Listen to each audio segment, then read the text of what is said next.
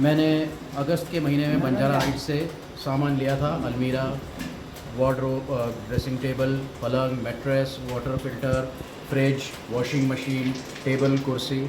और इस कंपनी की सर्विसेज बहुत अच्छी हैं, सामान अच्छी क्वालिटी का रहा, हमने बहुत अच्छे से इसका उपयोग किया और बहुत अच्छी कंडीशन में ही ये सामान हमें देते हैं, तो बहुत अच्छी इनकी सर्विसेज रही हैं। ठीक है, ये सामान दिया था सर को।